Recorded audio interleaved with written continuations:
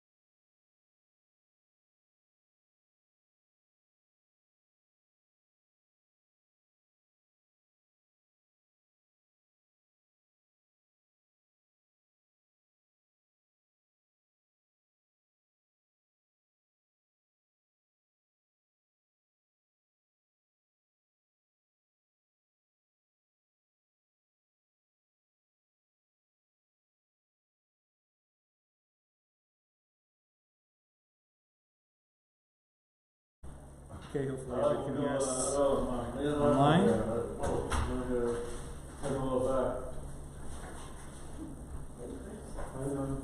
Okay, good evening, you guys. How are you guys doing?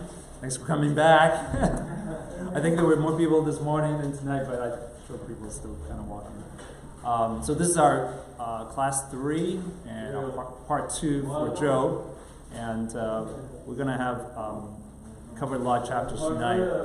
The reassignment here is for next week. So tonight we're going to continue on. I think last week we ended, Pastor Bailey ended at chapter 9, and we're going to continue on with chapter 10.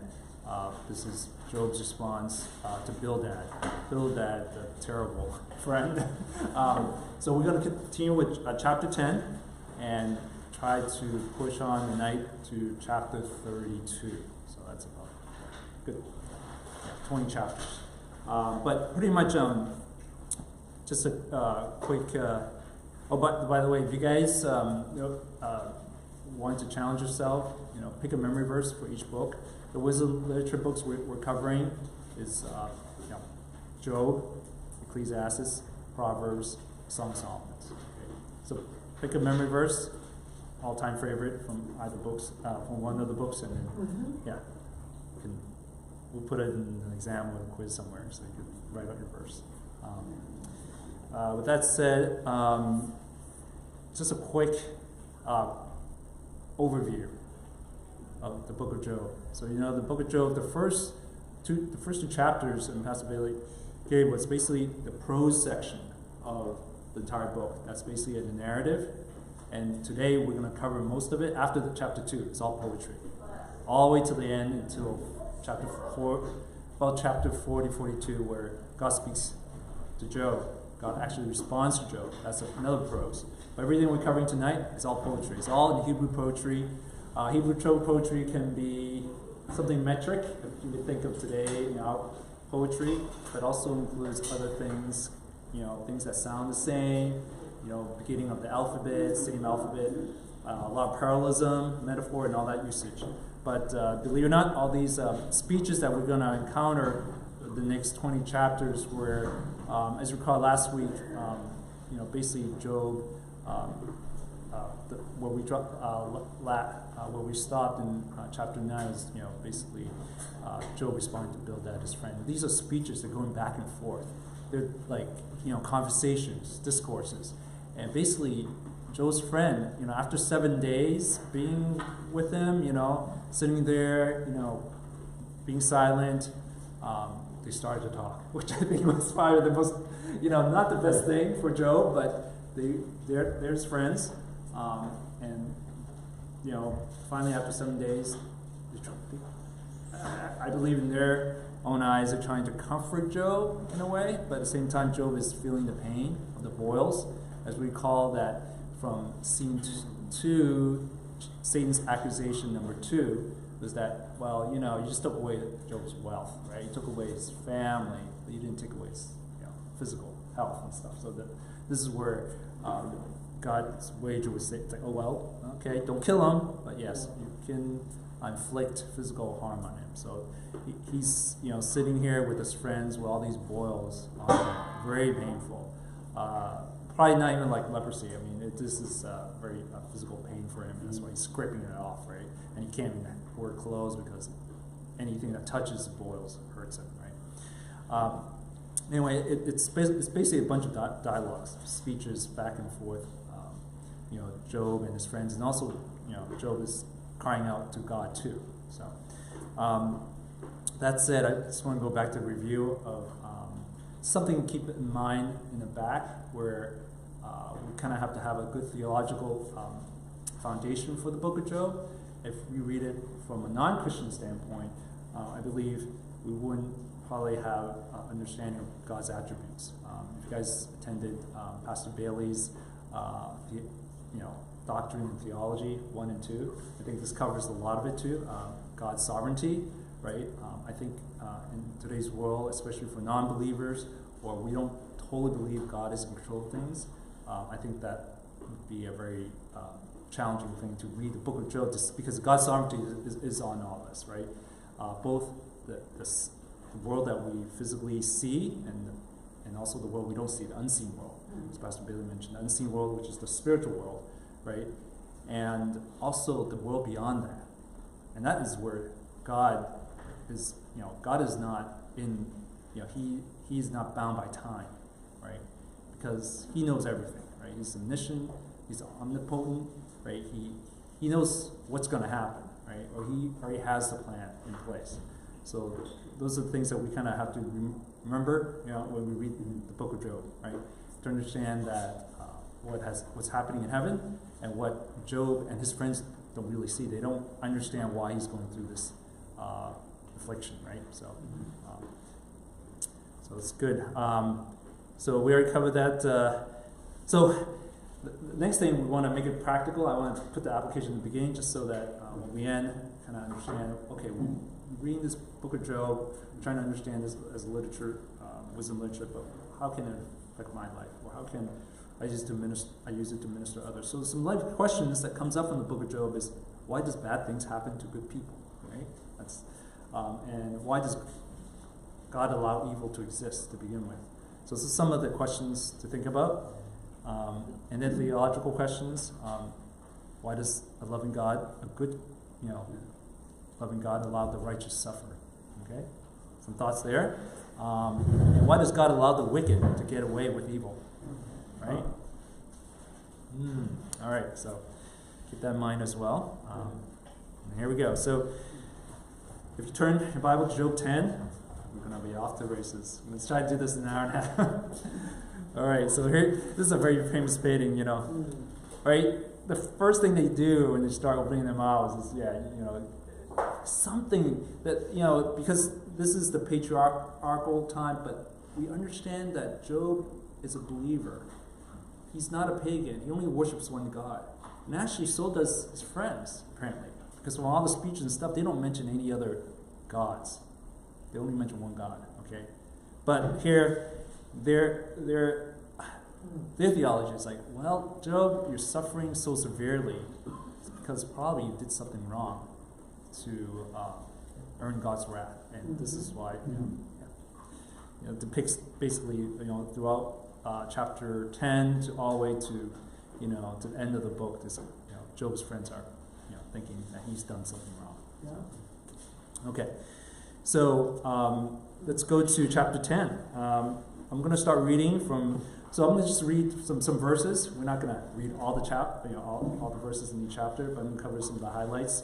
And I think that's the best way we can cover all 20 chapters. So, and if you want to ask any questions, feel free. So, but let's start with chapter 10, verses 4 to 8. And again, Job here he's defending his righteousness, defending that I am blameless. Right in verse 21. Chapter 9, he's like, well, I'm blameless. I regard not myself. But it's like, I loathe my life. Is it all one? Therefore I say, he destroys both the blameless and the wicked. And throughout all his arguments and speeches, he still acknowledges God as sovereign and control and all-powerful, right? He said he destroys both the blameless and the wicked. God is sovereign. He destroys both, right? So, that kind of understanding already tells us where Job stands with God. That where Job has this understanding, this relationship with God, right? And it sort of kind of reminds you of some of the Old Testament heroes as well, like Abraham, right? Like Noah, right? Because God tasked Noah for one thing to build an ark because he was one of the most righteous person on earth. Anyway, so let's go to chapter 10, verse 4 to 8. Bildad, given that Elizu was the first one to start talking, but Bildad was the first one just like, hey, it's you. Mm-hmm. So, but here he says that in defense of, hey, I'm innocent of any known sin as God sees everything, right? So, Job does, affirms God is all-knowing. And he says that, have you eyes of flesh? Do you see as man sees? Are your days as the days of man, or your years as a man's years, that you seek out my iniquity and search for my sin? Although you know that I am not guilty, and there is none to deliver out of your hands fashioned and made me, and now you have destroyed me altogether. Yes. At the same time, Job is admitting that God sees everything. He knows all sins. But he said, you've destroyed me. He's in pain. He's basically, crying out to the Lord. Now, jumping to the next chapter, when the third friend Zophar, and this is his first time speaking, and he tells Job basically, okay, Bildad already accused you, so why don't you just repent from your sin? And from verses 11 to 1 to 6, the Zophar, the Nemathite, and answered and said, should a multitude of words go unanswered? A man full of talk be judged right? Should your babble silence men, and when you mock, shall no one shame you? For you say, my doctrine is pure, and I am clean in God's eyes. But oh, that God would speak and open his lips to you, and that he would tell you the secrets of wisdom. For he is manifold in understanding. Know then that God exacts of you less than your guilt deserves. So Zophar here is, basically saying that, okay, you think you are clean in God's eyes, but at the same time, think God will tell you, the secrets of wisdom. For he is manifold in understanding. Know then that God exacts of you less than your guilt deserves. And he continues in verse 7. Can you find out the deep things of God? Can you find out the limit of the Almighty? It is higher than heaven. What can you do? Deeper than Sheol? What can you know? Its measures is longer than the earth and broader than the sea. We don't know if Zophar is older than Job, but it still sounds like, Zophar, in his relationship with God, or even relationship with Job, like, you understand that, Job already understands this, right? He already know God Almighty, and what he can do, right? And what he knows. But here, Zophar is telling him just, repent. And this is his first, discourse, his first, I would say, contest, his first speech against Job. I think the commentaries think that Zophar is the youngest, but then we'll see later on Elihu, who enters in chapter, I think, 32, out of the blue, the fourth friend. He would be the youngest. But yeah, so Zophar he's probably as harsh as Bildad, and his rebuke, it's just the start of it. He'll have another chance to again rebuke Job a couple of chapters down. So he also uses, interestingly enough, in verses 13 to 14, some of the conditional statements of, okay, so this is what happens when you repent. If you prepare your heart, you will stretch out your hands toward him. If iniquity is in your hand, put it far away, and let not justice dwell in your tents. Surely then you will lift up your face without blemish. You'll be secure and will not fear. But again, Job doesn't know, at least not from his understanding, that he has sinned, right? He doesn't know of any known sin. He has talked about his transgressions, that God will reveal his transgressions to him. Later on, he has this, a plea to God, but Job is pretty much clueless why he's suffering like this, right? But again, Zophar thinks that, okay, if you do this, do that, hey, maybe God will, relent, and let not justice dwell in your tents, right? Let not justice dwell in your tent. Surely then you'll lift up your face without blemish, and you'll be secure and will not fear. So basically, that's a pretty good understanding that Job's friends have right now for the next couple of chapters. That's what they're trying to convince him, trying to move him toward, to like, hey, you got to repent, Job. You got to admit your guilt. So, but here you will see as Job replied back, he's going to explain why he's not relenting, his integrity, his faith in God, his righteousness. So. All right, and moving on, and of course, Job 12, Job replies back to his by mocking his friends, and even shared some of the God's creation has wisdom, more wisdom than his friends. He explains how God even dumbfound the rulers of the earth, and that probably is something we see all through the Old Testament, how God dumbfounds the enemies of Israel, how he moved different, how he even threatened to destroy kingdoms, right? Job chapter 12, verses 17 to 25. I'll just read the last part of it.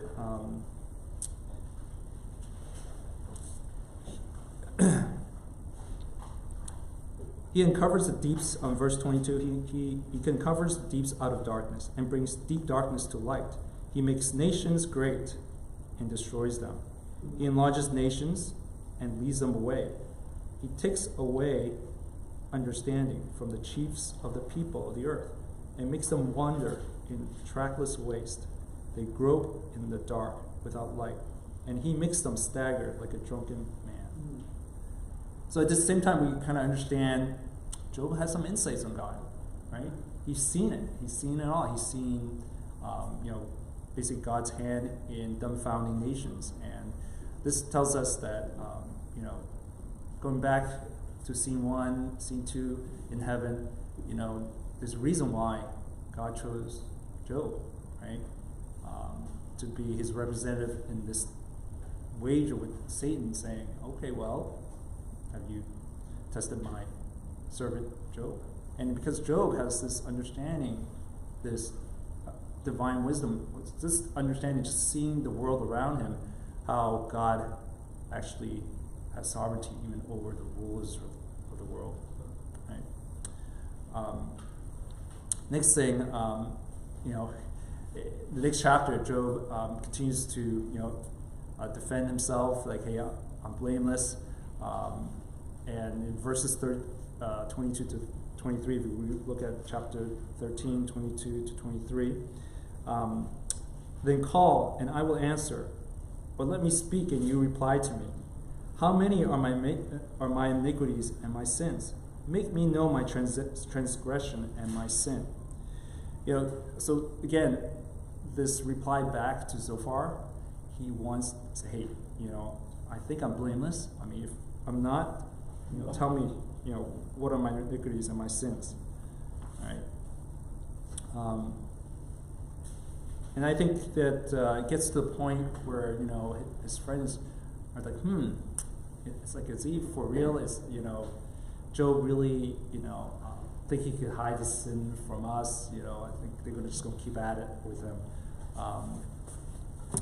So in chapter 14, Job continues that, talks about death. He talks about, because he is in such a way thinking, his understanding is God basically has numbered everybody, right? Everybody, we're not here forever. I think God, he knows God's sovereign and control of everybody's lives, and he starts also by using his creation as an example. I'm going to start reading from verses 14 to 17. It talks about basically hopefully Job wants to see this this come to an end, and somehow God will renew him, right? Will vindicate him in some way, and take away all his iniquities, that this suffering that he has will end.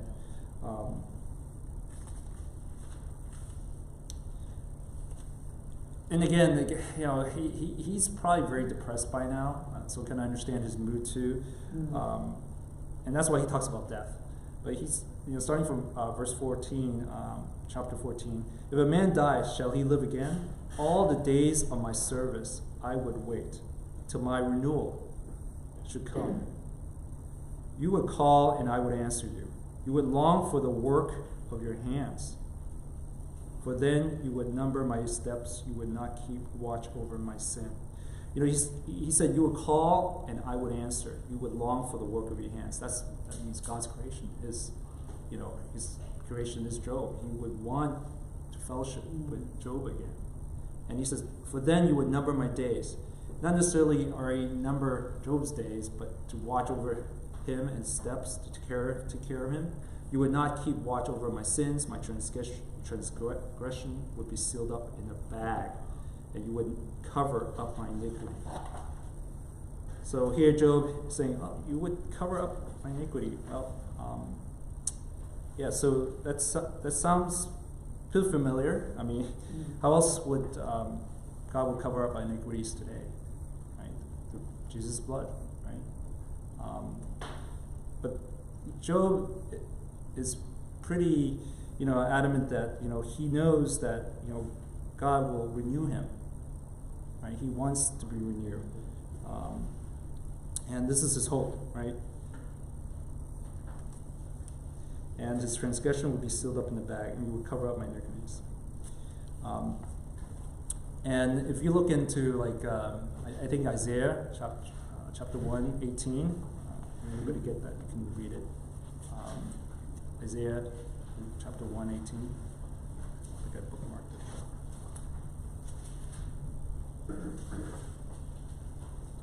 It says, come now, let us reason together, says the Lord. Though your sins are as scarlet, they shall be as white as snow. Though they are red like crimson, they shall be as wool.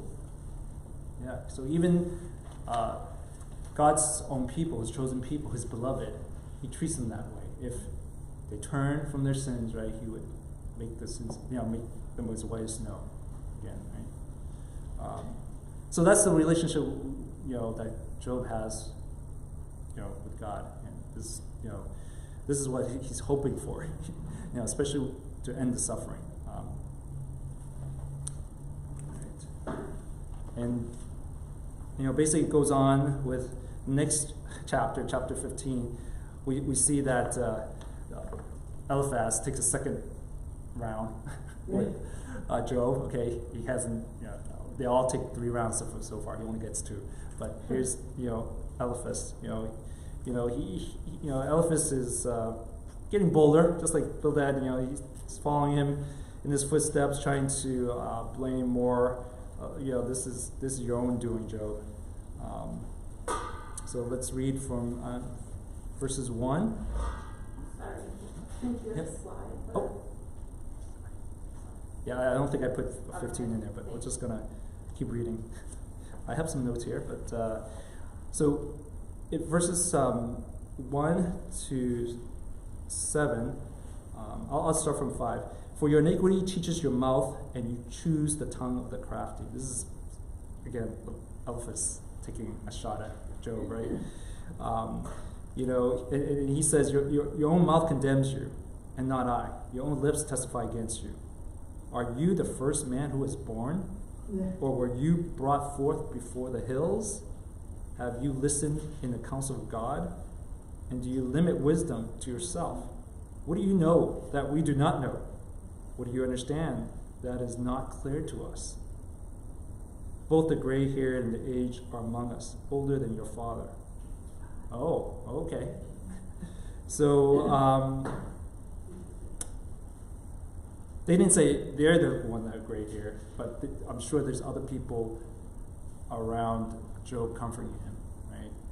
I think Job is at that stature. He's not just any poor peasant. I think he has a title in his name. He has respect. So there's other wise men, elders, that's among him. But at the same time, Eliphaz is, in some ways, he is mocking him, saying, your own mouth condemns you, and not I. Your own lips testify against you. Not yet.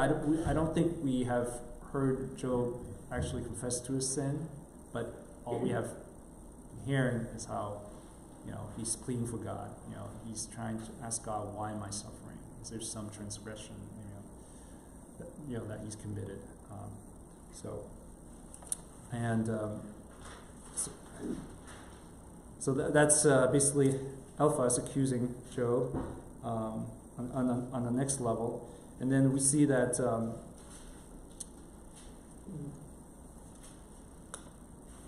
in verse, the rest of the verse 20 to 35 in chapter 15, Eliphaz goes into the wicked gets what they deserve, right? So is he saying that Job is wicked? Well, it's pretty. It gives us kind of like the movement where all his friends are getting to.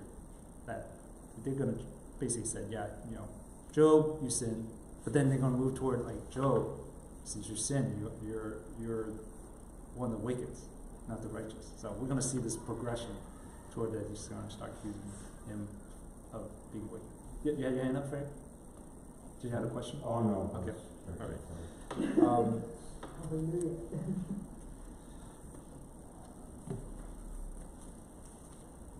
Now, when we go to verses 16 to 17, Job basically continues to respond back to his friends, and he basically just tells them, hey, you guys are worthless. You guys are not helping me here. You're just not helping. You're not comforting me. You're not giving me any assurance here. And I think they really do believe that he has sinned. He has probably had something. He wronged God in one way or the other, and that's why he's suffering like this, right? Let's look 16:1. I have heard many. And Job answered and said, I have heard many such things. Miserable comforters are you all. Shall windy words have an end?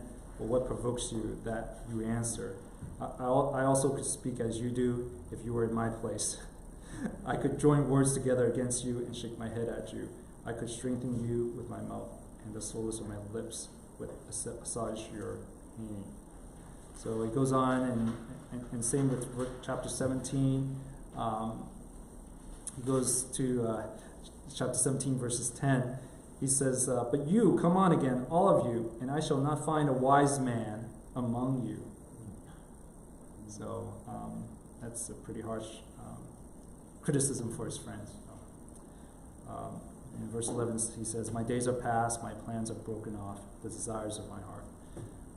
They make night into day, the light, they say, is near to the darkness. If I hope for Sheol as my house, if I make my bed in darkness, if I say to the pit, you are my father, and to the worm, my mother or my sister, where then is my hope? Who will see my hope? Will it go down to the bars of Sheol? Shall we descend together into the dust?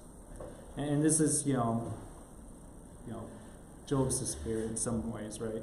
But he's basically, it's a rhetorical passage saying, where's my hope? Where's my hope come from? All right, in chapter 18, Bildad takes the second shot, right? Because he wants to respond to Job's, previous, discourse. Job is saying, you guys are not helping me. You guys are not comforting me. Hey, are you guys the only ones that have wisdom too, right? And verse 18, and in chapter 18, Bildad suggests that Job stopped speaking and start listening. So, for all this time, Job has been listening. He's been going back and forth. And his second argument, he follows the same pattern. And, since the past, he teaches that God judges sin, right? And sin, right? And since Job, is being judged, this is what they all think, right? All his friends. Mm-hmm. He has committed some kind of gross and secret sin, right? And, and Bildad just, lets him have it. And there's a linking reason why the wicked also suffers. I think verses 5 to 21. I'll just read a short version of that. Indeed, the light of the wicked is put out, and the flame of his fire does not shine. And this is what God's doing, right? The light is dark in his tent, and his lamp above him is put out. His strong steps are shortened, and his own schemes thrown him down. For he is cast into a net by his own feet, and he walks on his mesh. A trap seizes him by the heel. A snare lays hold of him. A rope is hidden for him in the ground, a trap for him in the path. Terrors frighten him on every side and chase him at his heels. His strength is famished, and calamity is ready for his stumbling. It consumes the parts of his skin. The firstborn of death consumes his limbs. He is torn from the tent in which he trusted and is brought to the king of terrors. In his tent dwells that which is none of his. Sulfur is scattered over his habitation. His roots dries up beneath, and his branches wither above. His memory perishes from the earth, and he has no name in the street. And this is the wicked, right? And this is what Bildad's saying, right? His roots dry up beneath, and his branches wither above, and his memory perishes from the earth, and he has no name in the street. So he's being forgotten, right? And that's what the wicked is going to experience. Now in chapter 19, basically Job responds, back to Bildad's speech, and he continues to keep his integrity, his faith in God, and we see that in verses 25 to 26. And this is a pretty, I think it's a good verse to memorize as well. For I know that my Redeemer lives, and at the last he will stand upon the earth. And after my skin has been thus destroyed, yet in my flesh I shall see God. So I was earlier playing that song by Crystal Lewis. It's a song, actually. I kind of like it. And it definitely gives, this is, again, Job's relationship with God. Truly believes that he will be, he will stand one day. At the last, he will stand upon the earth, and even though his flesh is gone, he will see God. Right? He will see God, and for eternity, we know that Job understands, already his physical surrounding, his environment, the earth, right? Creation, God's creation, but he understands also the yet to come, the eternity part, and he knows that God is also his Redeemer. Right? He will be redeemed. And that's why previous passage we read, he's hoping God will renew him. Right? And this is an encouraging verse to note, and I think that's also why, Job is, to his friends, he still, asserts his, innocence, right? And is being blameless. I think his friends sees it more as a righteous. He's very self-righteous, but at the end, he knows that God will vindicate him one way or the other. And this part is, that he believes in a living God, not a dead God, because it says, "My Redeemer lives." Right. So, all right. So far, good questions. Okay. Yeah, we're going to plow through this pretty good. And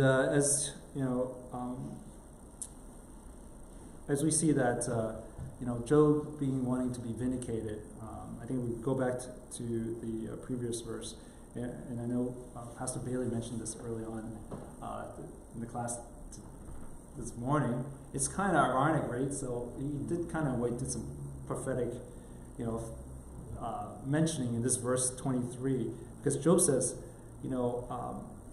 Oh that my words were written, right? Oh that they were inscribed in a book. Oh that with an iron pen and lead they were engraved in the rock forever.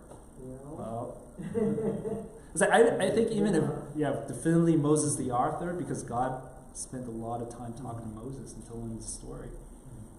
Who would think that even what Moses has written about Job here would last all this time, right? And we were talking about the show about the case for Christ. We were talking about even the book of Job, how ancient it is. The most recent one was the Dead Sea Scrolls, and they found the book of Job, how exact it is to the original Masoretic text. The Dead Sea Scrolls are all in Aramaic, by the way. It's not in the Masoretic ancient Hebrew text. But when they looked at it, they're all the same. Look at that. And translated, it was exactly the same as how the ancient Israelites were writing this down from Moses' time. And I think to Job's, I wouldn't say Job's credit, but to what God's glory, to make Job as not an example, but as an encouragement in this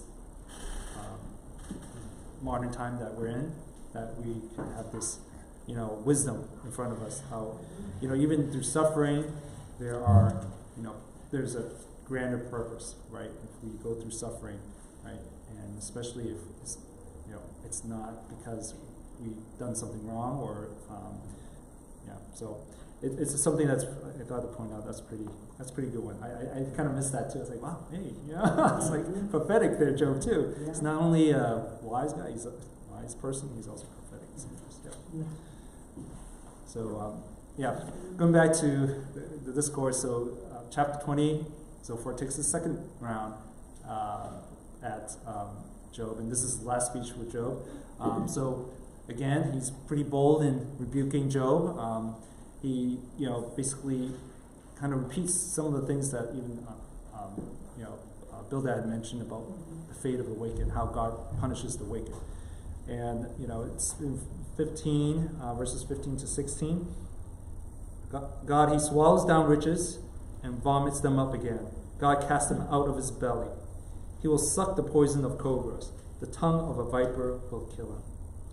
Wow, the tongue of a viper will kill him. But he will not look upon the rivers, the streams flowing with honey and curds. He will give back the fruit of his toil. He will not swallow it down. And from the profit of his trading, he will get no enjoyment.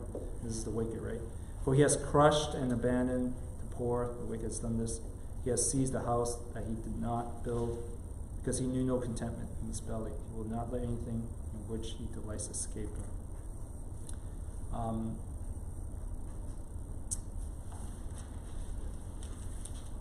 So basically, so far we're just left to explaining what the wicked will, how they will be punished. And then in Job 21, he goes and responds back. Yes, the wicked, they do prosper.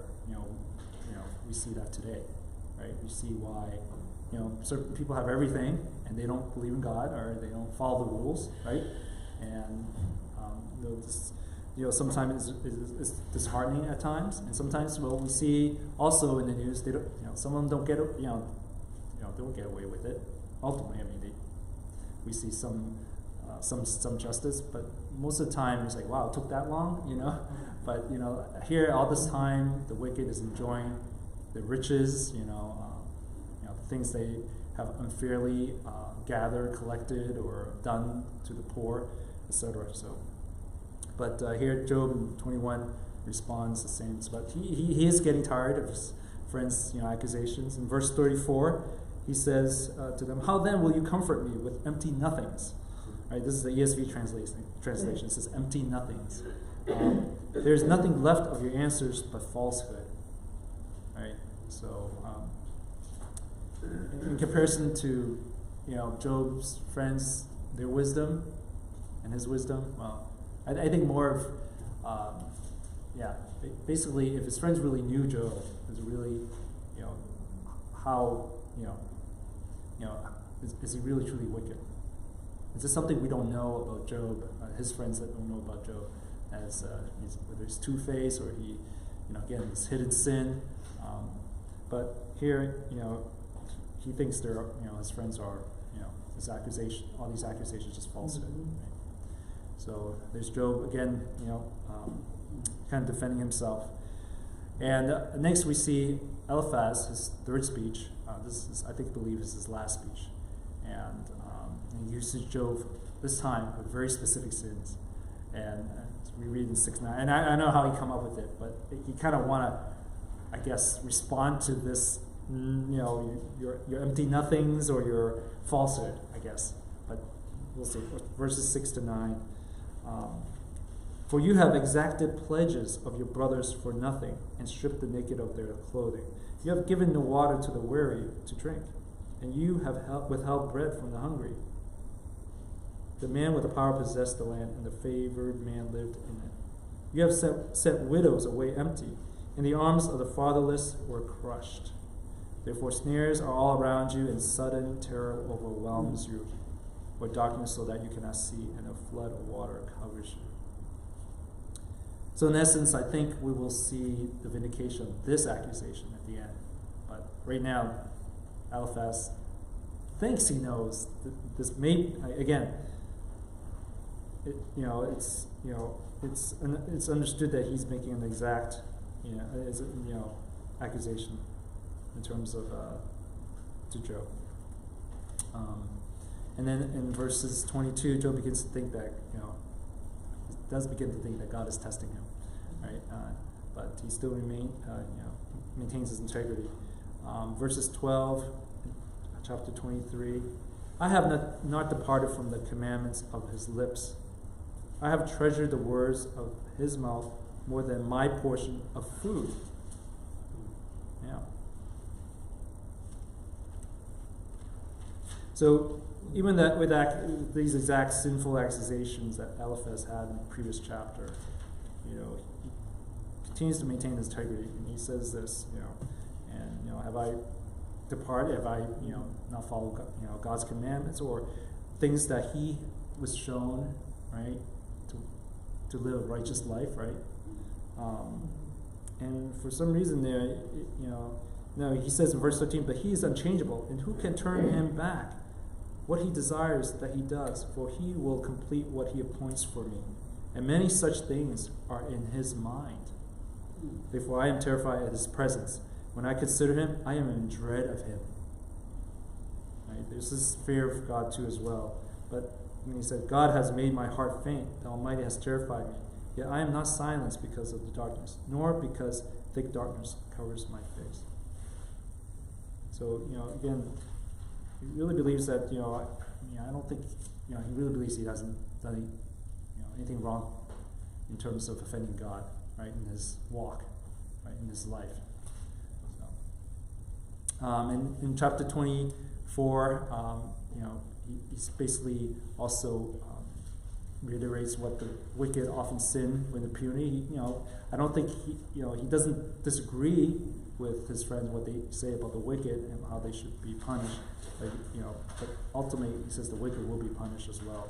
So in verses 21, 25, he agrees with his friends like the wicked won't get away with it, right? They wrong the barren childless woman and do no good to the widow. Yet God prolongs the life of the mighty by his power. They rise up when they despair of life. He gives them security and they are supported, and his eyes are upon their ways. They are exalted a little while and then are gone. They are brought up low and gathered up like others. They are cut off like the heads of grain. If it's not so, who will prove me a liar and show that there is nothing in what I say? And this is chapter 25. It's Bildad's third speech. But it's kind of interesting that his response is more kind of a thoughtful, thoughtful response. It's a very short, brief response compared to like his previous, speeches, his accusations to Job, because maybe he's planning. Job is pretty much wearing his friends out too. I think to the point that his friends realize he really hasn't broken. I mean, he's still maintaining his integrity. I think just these accusations, especially with Eliphaz, direct accusations. He's realized, oh no, he's still maintaining his integrity. He says he hasn't done anything wrong. But anyway, so chapter 25. He wonders. Basically, Bildad's thinking, okay, why is it that Job hasn't really confessed his sin yet, right? Because verse 4, he says, how then can man be in the right before God? How can he who is born of woman be pure? Right? He's saying, how can this guy thinks he's righteous? But Job is not thinking he's righteous, but he's thinking he's not guilty of any sin that he's know of, right? Mm-hmm.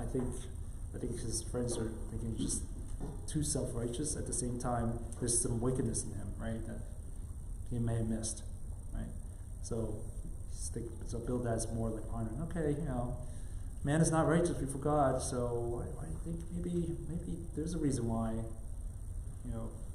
God is punishing Job or putting him through this. Not because he's not righteous, though. I think we will know that later on at the end. And here's the next couple of chapters from Job 26 to 31 is Job's monologue, but also his reply back to his friends, right? But he, first they say, okay, Bildad, your counsel is worthless. He already said that to his friends. You guys are full of falsehood. Chapter 26, verses 1 to 4, he says, your counsel is worthless. right? And in chapter 27, verses 3 to 6, you know, I'm going to read this real quick. Verses 3 to 6, Job says, as long as my breath is in me and the Spirit of God is in my nostrils, my lips will not speak falsehood and my tongue will not utter deceit. Far be it from me to say that you are right. Till I die, I will not put away my integrity from me. I hold fast my righteousness and will not let go. My heart does not reproach me for any of my days. What does that mean? My heart does not reproach me for any of my days. I don't have, maybe you say, I don't have the sense of guilt. But at the same time, his friends are thinking, man, this guy's so self-righteous, man. But at the same time, they're not thinking, oh, I want to be like him. No, I think his friends are, you know, his personal friends thinking, man, this guy is too self-righteous. So I think we realize that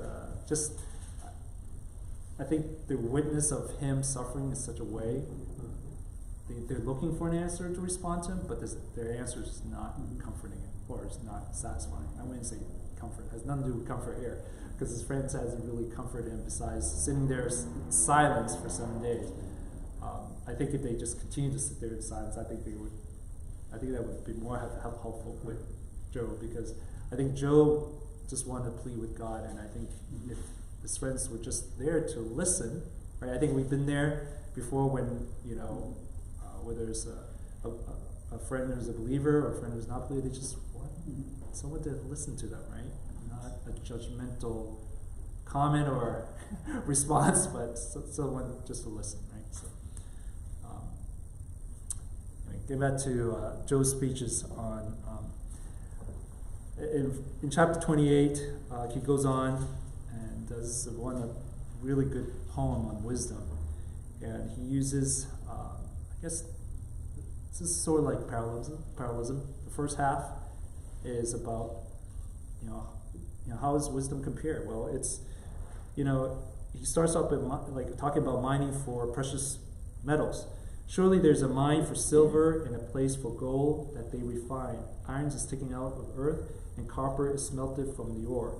Man puts an end to darkness and searches out to the farthest limits, the ore in gloom and deep darkness, and opens the shafts in a valley away from where anyone lives. So the man would go as far as anywhere in the middle of nowhere just to mine precious metal, right? And then the latter half goes into, it goes on and on until it gets, you know, talks about gold, right? It said it cannot be valid. So it goes on to verses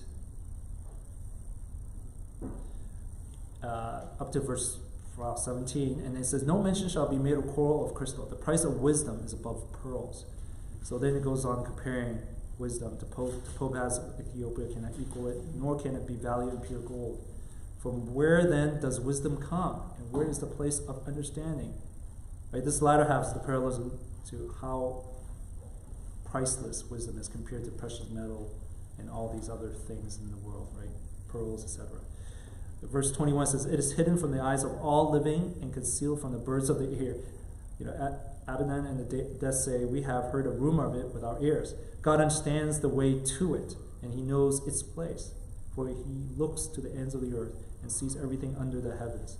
When he gave to the wind its weight and appointed the waters by measure, when he made a decree for the rain and a way for the lightning of the thunder, then he saw it and declared it. He established it and searched it out. And he said to man, behold, the fear of the Lord, that is wisdom. That is wisdom. And to turn away from evil is understanding. So, yeah, there's a bit to unpack there, but for the just the length of how you know, Job understood wisdom, he compared it to going after as the most precious things on earth. And we see how Job understands how, you know, in some sense, how priceless wisdom is. You know, whether it's going as far as the middle of nowhere to dig a hole, to go in the ground and get the most precious metal. And kind of have to ask ourselves, Job probably had invested in a lot of different vehicles up there, like not just herds, not just servants, but he probably did some mining himself. I was talking about that because how did Job know all this mining stuff, right? Don't you have to be a miner, right? So Job has some understanding. Maybe he just hired a miner. He's like, go get me this and this. I bet you he did that. He's just like, oh, you're a precious metal guy, huh? So it's like, hey, I'll trade you some herds and you give me this, right? So he kind of, I think, so the understanding of just where Job sits in terms of the echelon of society, I think he's not just a very wealthy man. He's a man who has, gone through a lot in terms of dealing with people, but also understanding where, divine wisdom comes from, right? And he knows that it's beginning with the fear of the Lord, the relationship with God, right? Walking with God day in and day out. And in chapter 29, he basically, slowly ending his speeches here by just, reminiscing, right? Remembering the good days, how he enjoyed his life, right? And also mentioned in verse 25, I chose their way and sat as chief, and I lived like a king among his troops, like one who comforts mourners. So basically Job was at that standing, right? When he gathered around the party, he was chief. He's up there, right? He was basically, in terms of his reputation, right? We're not just looking at his wealth, but his reputation as well. So this is the type of standing he had in the good days, the good old days. He's really in some type, probably, just want to go back to the good old days, right? But this is something that hopefully his friends understands as well. But he goes on in chapter 30. He compares his past and present condition, right? It's basically we can see that he's more of in pain. A lot of his words are kind of, so also have kind of lost hope, in the first couple of his speeches, we understand that he wished he was never born. He's like, why, come out of my mother's womb, right? Verses 31 kind of shows some of that, right? My lyre, as instrument, right? It's just one of those harps, I think, a lyre. Yeah. My lyre is turned to mourning, and my pipe to the voice of those who weep. Right? So we kind of know his feelings and his mood at that point. How low of the lowest he is, and that's how God's, I guess, allowance for Satan to make him suffer that much. That's where he's at. So before we get to the 32, so it's it's understandable that finally after basically repetitive speeches, Job just wants God to answer him, to explain to him why he's going through this. I think he's pretty much at the lowest of the lowest. He understands that, okay, I think there's nothing more than besides death, right? I think he's pretty much, rather have death, right, than all this boils and stuff. I mean, he mentioned it even in the past speeches.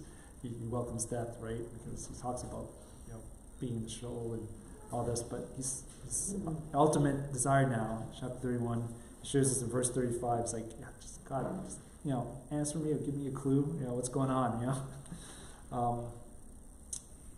Oh, that I had, this is verse 35, oh, that I had one to hear. Here's my signature. Let the Almighty answer me. Oh, that I had the indictment written by my adversary. And, back then, if you're sinning as transgression, it's just like how the prophets during the kingdom, that David, there's an indictment, right? And I think, his friends have already given his indictment. Like Eliphaz has accused him of all these sins, indictments. I just want God to just respond to him. It's like, where's my fault? What's my fault? Why am I going through this, right?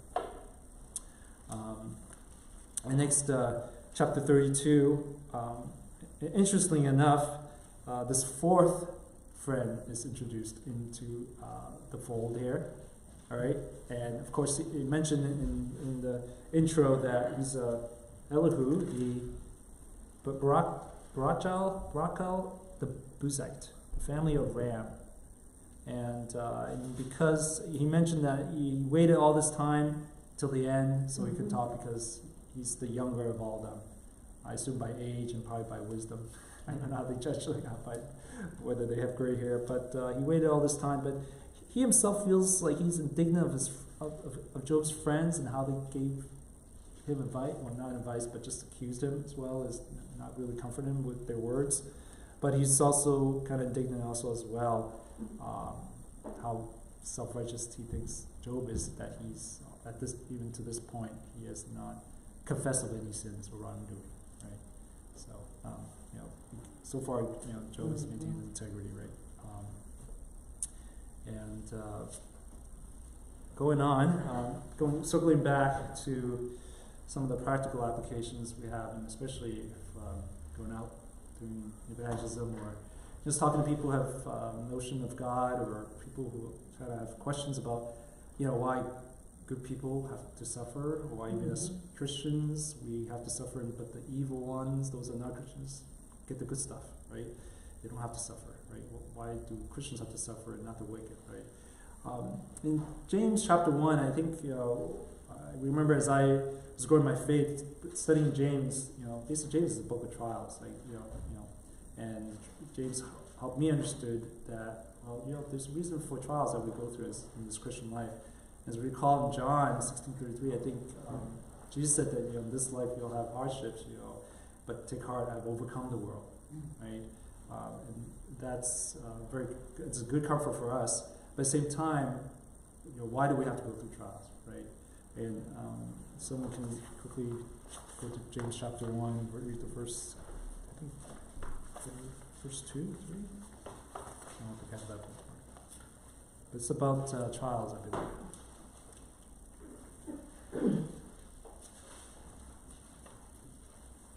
I think verse 2, right? Verse 2, verse 4. Anyone? Okay, I'll read. James chapter 1, verse 2. Count it all joy, my brothers, when you meet trials of various kinds, for you know that the testing of your faith produces steadfastness. And let steadfastness have its full effect, that you may be perfect and complete, lacking in nothing. So lacking in nothing, whether on this side of eternity or eternity on, right? And I think that when some people may say, having Job's patience, or the patience of Job, that they're giving you they're giving you a lot of credit. Like, you have Job's patience. You have the patience of Job. That's the steadfastness that I think James is talking about here. When God allows suffering or trials to come our way, right? So, and 5:11, James says, "Indeed, we count them blessed who endure. You have heard of the perseverance of Job, patience of Job, and seen the end intended by the Lord, that the Lord is very compassionate and merciful." And we'll see that because God eventually doubled, Job's, standing in life, his wealth, and all that stuff. So, all right. We got time? Yeah, we got time for discuss questions. I know there's a lot to Can I ingest. just slide before that? So I just want to write it down. Sure. And I'll get this all printed out one day. But I'm glad. We got through all these chapters, but I know there's a lot to digest. I think one thing definitely we kind of understand is steadfastness, is patience of Job. In this life, as Christians, that we have the Book of Job to understand. God is sovereign, right? And we know the accuser is out there roaming the earth, right? And whether it's in the seen world or the unseen world, we're challenged by that every day. And that's why we need to pray to God, give us wisdom before we say anything. Does it say how long the suffering were? Like how long Job was there? Yeah. I know. No, it doesn't. It seems just like a very, very long time. Right. I think for definitely more than 7 days, because his friends sat with him while he had the boils, right? Yeah. That's 1 week plus however long, right? I don't think a lot of people, even experts, know how long it was, but 1 week plus ongoing. Yeah, there's no like timestamps. Yeah, there's no timestamps, no. Just that they stared at it for 7 days. Yeah. Like there's the beginning where things happening quickly while he was speaking, while he was speaking. And there's the 7 days, but the rest of it, there's no time. But yeah, how long was he suffering? I don't know. I think, yeah. I would imagine that it has to be a fair amount of time for it to be something that God wants for it to be like, no, hey, right, like, this is it, like, this is how it would, like, my importance is, or like how Yeah, important like I the am, stuff you that know. Job said. Because if it was only for, even 10 years, you're like, okay, like, I can maybe suffer through 10 years, like, I don't want to, but a lifetime, or 50 years, or, that's like much longer. It's a long time for boils all over your skin. I mean, I don't think you could have anything touch the boils. That's the thing, that's why he was stripped. Because eventually he has like a whole like, family blessing and generations, right? So, but it's like some of the stuff he says seems like it took some time to think about, right? So, it's not like, man, I've been sick for 3 days. I wish the Lord would just take me out. But it's maybe it's a month or two, or I don't know. But yeah, long enough for him to think a lot about it. That's true. Yeah. But Rick just said it too, like, and you just said it also, like, how much is there spiritual warfare in the world we live in? And it's been ongoing since the ancient times, right? Yeah. So. Yeah, I had this discussion with my wife recently about Job. She talked about all this, and then I said, on top of that, it's the spiritual warfare that she just glossed over. And that's the thing we don't really even, we give it thought, but there's stuff going around, we don't even know. Well, where does it come from? Where? Spiritual. Like when I'm battling, where am I battling it from? Because I feel it. The devil's controlling It's so strong sometimes. Yeah. Yeah, the atmosphere is affected by the demonic reality, right? It affects us, like our mind. Well, you can't get in your mind, but there's like influence, right? Like we say we can't be possessed, Right. but there can be like an oppression. Right. You feel the weight of it, or you feel some influence.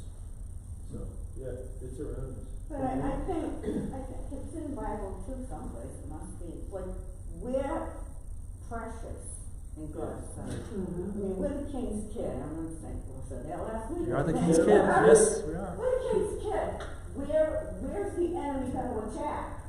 Go ahead. To the best, the enemy wants to get the best away from God. But could it be because You're the best. we're saved and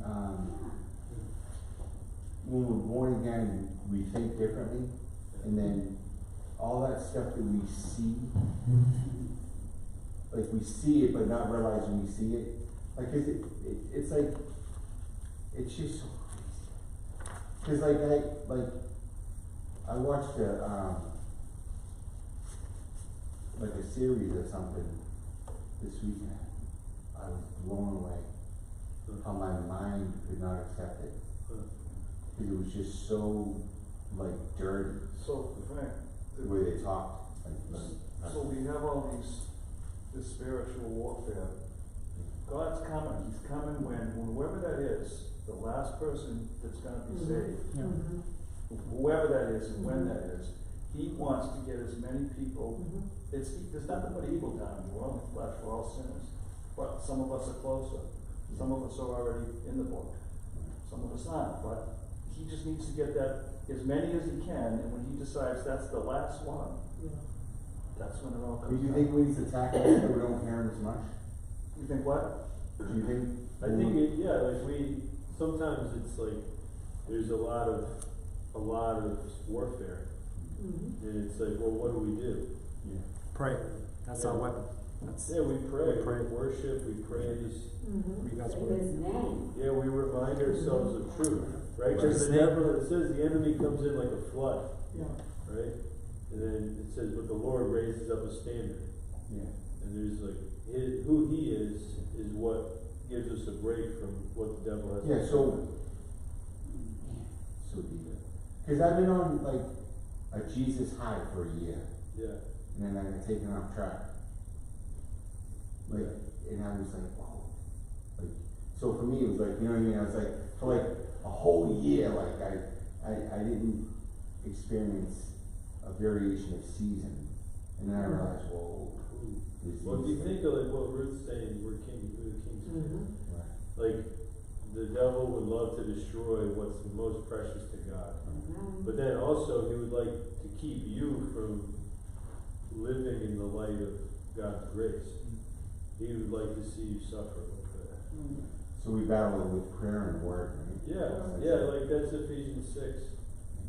We don't wrestle against flesh and blood, but against principalities and powers. And the answer is the armor of God. Yeah. Once you're in his hand, he's not letting you go. Right, right. Because he already forgave us. Oh, yeah. Yeah. But he did, but there's still, Right. this, we live here. This isn't where we're meant to be. No, Eventually, no. we're gonna I have go. to fight it off with all the miracles I've seen in the last year. You know, if you just look for them, you'll see them all the time. Right. You just gotta look. Right. That's why it's so important to know the truth. Right. Like, I mean, this whole class, Yeah. like, how much effort is the natural man putting into convincing Job how terrible a person he is? Right. Yeah. And it's like, well, you guys leave me alone. Like, Right. but he knows the truth, and he stays in the truth. Yeah. Right. But I just had this conversation with somebody today. If you know the truth, right? You, like God and His Word, Yeah. aren't you better to lean on God and His Word than others' opinions? Oh, yeah. Like I almost, like, so that was the one thing I realized, and I was telling someone today, like, I'm trying to lean into God and not others' opinions to help me. Like, I'm trying to let God pull me with the tug of war, right? Out of whatever it is that I'm experiencing. And, you know, I don't know what it is, it's just something. It's fighting the heck out of you. So you, Worship your way through. I think you learn too, Frank. I think for me, it's like I have road rage and anger issues, and he just puts me in a position to succeed. Just puts terrible drivers in. So you go by me. But I used to pray. I back out of my driveway, my neighbor would listen to mine. I'm yelling at him. It's that fast. Yeah, but I think the more you do it, the more you learn, then you see it coming, then you feel better. That's just. Well, isn't it like the natural man? It's a learned experience, isn't it? Like, I react the way that I've learned to react. Yeah. So now I'm a spiritual man. So how do I learn to react or respond as a spiritual man? And it hurts when you act, And that will come react through the spiritual way your behavior. Yeah, It's not from your natural. You'll say, oh, okay, I'm not reacting this way anymore. Yeah. But when And you that's do, the when you spirit. do, Frank, when you slip, just immediately ask for forgiveness, put it behind you, and move forward. Yeah, but that, like you said, the ability to see that contrast is a good thing, right? Like, it used to be, I remember I met someone recently, no, this is actually years ago. Doesn't matter. And it was someone in the church, they're not here anymore, but they said, hey, we went to this concert this weekend. I can't remember who it was, like Van Halen or something. Yeah. I was like, oh yeah, how was it? She was like, honestly, it was terrible. Yeah. And it's like, we had bought the tickets a while ago, and you know, now we're paying attention to God's will in our life. Right. We're in the Word, and we're thinking differently. And we said, well, we already paid for the tickets. Let's just go to the show. Yeah. She's like, we went. We were miserable. Wow. She's like, what is that? I said, well, you have a different appetite now. Yeah. Like, the ability to see the contrast is actually it is a sign of maturity. Yeah, that's it. Yeah, that's what happened. I watched a thing where the old days, because I grew up on rap music, Okay. and I watched this. It was like a rap battle thing, right? Yeah. And geez, I think I was like, I was blown away at how everybody talked to each other. Right. It was just so like, and then I know when some of the people were singing, and they were mentioning God in a very ungodly way, and I said, man, the old days I would have been like, man, they're saying Jesus, but no. You see the kid at the Super Bowl at halftime? I He's did. got a thorn made out of Yeah, what? diamonds and stuff, and he had I didn't see that. fake blood coming down over his head, and, I mean, Kendrick Lamar, was it Kendrick Lamar? Yeah, that's. Oh, wait, tell him, he did have something demonic? yeah. I told my daughter, if someone was either gonna dress like a girl, All or right. they were gonna. Oh, be let me dressed close in like- prayer for us. God, thank you for your love for us. Thank you for the cross. Thank you for saving us. Thank you, Jesus. And thank you for your grace and your word tonight. And thank you for your divine wisdom. And pray for all of us, Lord, that we continue our walk with you. Yes. And not just fear you, but to love you, Lord, and to follow your ways. Pray all this in Jesus'